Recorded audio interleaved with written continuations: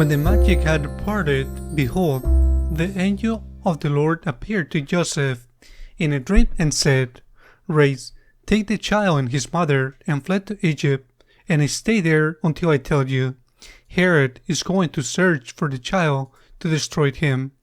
Joseph rose and took the child and his mother by night, and departed from Egypt.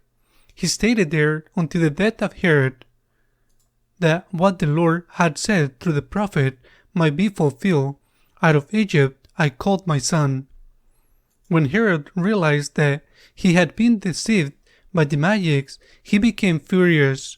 He ordered to massacre all the boys in Bethlehem and its vicinity 2 years old and under, in accordance with the time he had ascertained from the magic.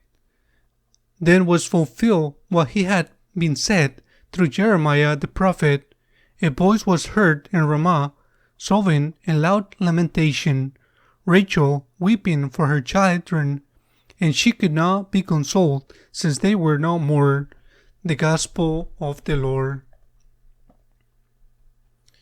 A political system, or an ideology, or philosophy, or a religion must be judged by righteousness in terms of the benefit they produce for the people who practice that religion and for society. A religion, for example, that justifies or even promotes the use of violence cannot be considered a true religion. But if that is what we said about religion, what do we have to say about ideological system that justify, promote, and even make business of real crimes? I am referring to abortion. It is not the only thing. We should talk about other things, such euthanasia, for example. There are millions of people who died, innocent in the womb of their mother, which has become today the most dangerous place on earth for human beings. Millions of people are killed by their mothers, and I do not want to judge them because many of them are in extreme situations and could need help instead of encouraging them to collaborate in the death of their children. They are murdered in their mother's wombs by a system that goes to the extreme for selling the organs of these unborn children to do business with them for crimes, for transplants, for experimentations. If Hitler, who surely had something positive, or Stalin, who surely had something positive, they could be something. They are rightly judged by their concentration camps in Germany, in Poland, or in Siberia. If Mao Zedong is rightly judged for the more than 30 million murders he caused by the Cultural Revolution in China, what do we have to say about the ideological system that today dominates the world, this new world order that goes to the cruel extreme of considering the death of an innocent person as a right? What do we have to say? We live in a time of deep darkness where good and evil are already so blurred that many are not able to distinguish between them. A time so hard where even Catholics and even practicing Catholics support with their vote or support when they are legislators these abominable crimes that are abortion. Such a dark time where science is not distinguished or even ignored.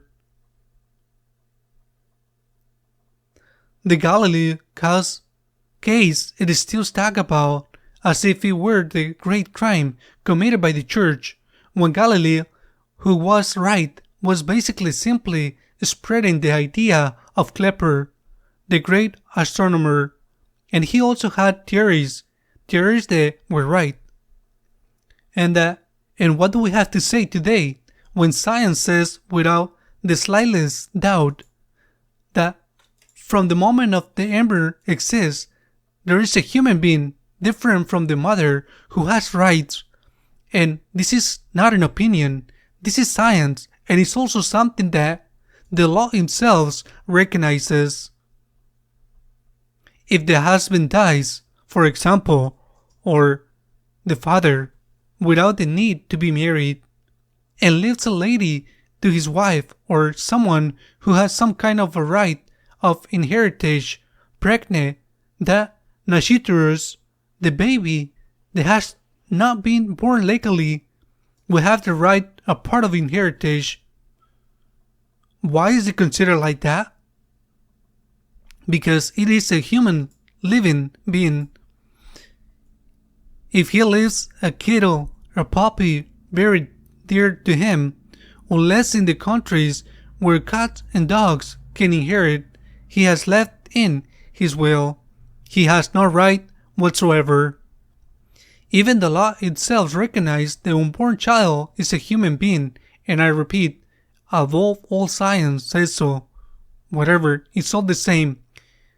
They are the same arguments, horrible, they used to justify slavery. When it was said that blacks who were brought from Africa and the villages of the sheep were not human beings because of the color of their skin, the same arguments science said, but of course they are.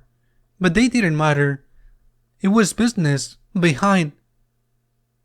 And in this case, they are playing with lives of innocent people, and they are also playing with feelings of those mothers, who are often people in need of help and not being helped or incited to do most terrible things a mother can do, which is to kill her child.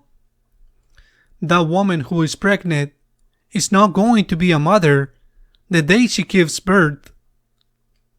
That woman who is pregnant is already a mother. From the moment she becomes pregnant, she is already a mother, and this is what science says.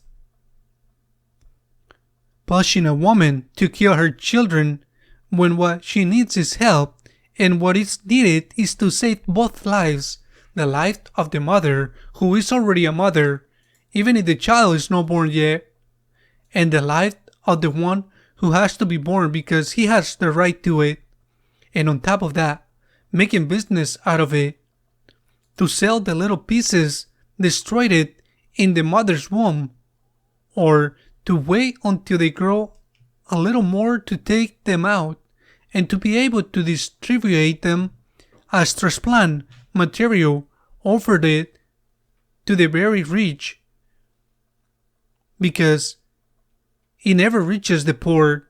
It is a proof of the ignominy of this type of society, of this ideology, of this new world order. We must defend life. We defend life. Catholics and everyone who is Catholic should defend it with their blood. We defend life because we believe in the Lord of life. John Paul II said that there were two cultures, ours and the cultures of death, which solves problems by killing. Ours, the culture of life, we solve problems with charity, and we solve problems by embracing the cross in which we met Christ. Anything else is not human, and if we say that there are religions that promote terrorism or justify it, we have to say that there are ideologies that promote the murder of the innocent and make it a right to do business with it. May God help us to always be in favor of life, of the unborn, the elder, the sick, because we are believers in God of life. Amen.